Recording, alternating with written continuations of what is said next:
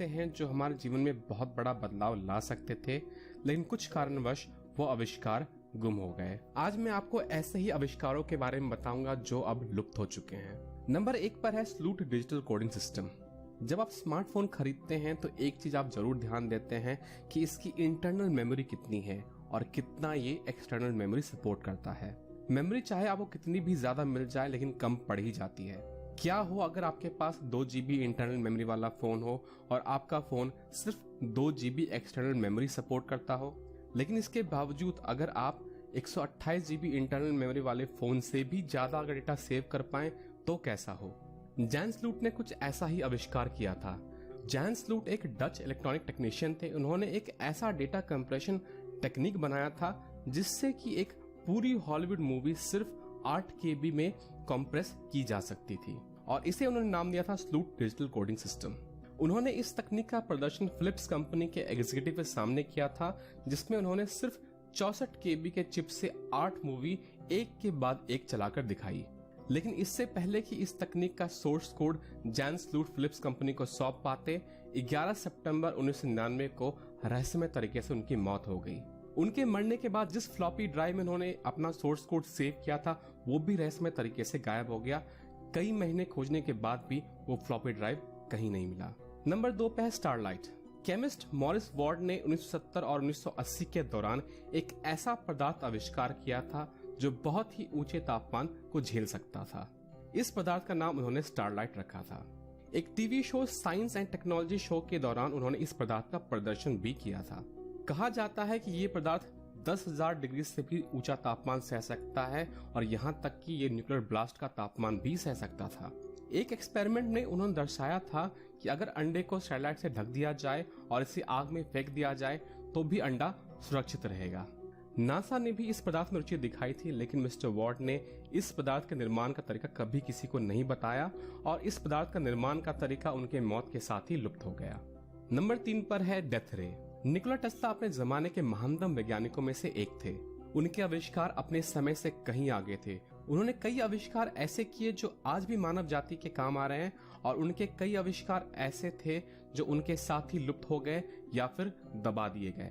उनके ऐसे रहस्यमय और रोचक आविष्कारों की चर्चा मैं एक अलग वीडियो में करूंगा। फिलहाल इस वीडियो में हम चर्चा करेंगे डेथ रे पर। कहा जाता है 1930 में टेस्ला ने एक पार्टिकल बीम वेपन का आविष्कार किया था जिसे डेथ रे के नाम से भी जाना जाता है। ये हथियार 10,000 एयरक्राफ्ट को 250 मील की दूरी पर एक साथ मार गिरा सकता था। ये हथियार इतना शक्तिशाली था कि ये जिसके पास हो वो बिल्कुल अजय होगा। लेकिन कहा जाता है डेथ रे निकोला टेस्ला की थ्योरी थी, इसे कभी भी नहीं बनाया गया क्योंकि जो धनराशि इसके लिए चाहिए थी वो उन्हें कभी नहीं मिल पाई। उस समय लोगों का मानना था कि इस तरह का हथियार बनाना संभव नहीं है, इसलिए किसी भी कंपनी या किसी भी देश ने उनके इस काम में पैसे लगाने के लिए तैयार नहीं हुए और ये आविष्कार उनके मौत के बाद लुप्त हो गया। नंबर 4 पर है क्रोनोवाइजर। कहा जाता है 1960 के दौरान फादर एनेती, जो कि एक एग्जॉर्सिस्ट थे, उन्होंने एक ऐसे मशीन का निर्माण किया था जो भूतकाल की चीजें देख और सुन सकता था। इस मशीन को क्रोनोवाइजर के नाम से भी जाना जाता है। उनके मुताबिक ल्यूमिनस एनर्जी और साउंड जब वस्तु से निकलती है तो वातावरण में रिकॉर्ड हो जाती है और क्रोनोवाइजर के इस्तेमाल से इस एनर्जी के द्वारा हम भूतकाल की चीजों को देख और सुन सकते हैं। उनका कहना है कि इस मशीन की स्क्रीन से उन्होंने भूतकाल के कई क्षण देखे थे, जिसमें से जीसस क्राइस्ट का क्रूसिफिकेशन भी उन्होंने देखा था। अपने अंतिम क्षणों के दौरान फादर एनेती ने उन सब लोगों से मुलाकात की जिन्होंने इस मशीन को बनाने में उनकी मदद की और इस मुलाकात के बाद इस मशीन को नष्ट कर दिया गया। नंबर 5 पे है क्लाउड बस्टर्स। क्लाउड बस्टर एक ऐसा डिवाइस है जो बारिश पैदा कर सकता है।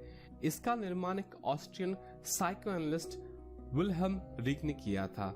ये डिवाइस बारिश की उत्पत्ति वातावरण में मौजूद एक एनर्जी को मैनिपुलेट करके करता है और इस एनर्जी को विल्हेल्म ने ओरेगॉन एनर्जी का नाम दिया था।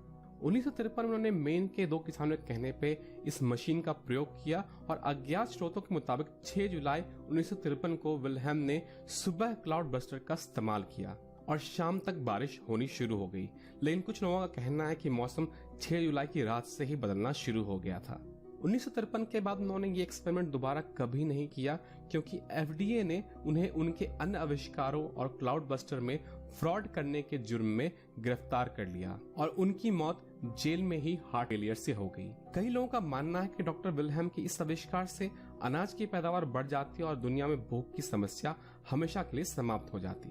अमीर देश ऐसा नहीं चाहते थे, क्योंकि अगर ऐसा हो जाता तो गरीब देशों से उनका नियंत्रण हट जाता, और इसलिए उन्होंने डॉक्टर विल्हेम को कैद कर लिया और उनके आविष्कार को नष्ट कर दिया। उनके आविष्कार के अवशेषों को अभी भी रैंगले मैन में देखा जा सकता है। आशा करता हूँ दोस्तों आपको ये वीडियो पसंद आया होगा।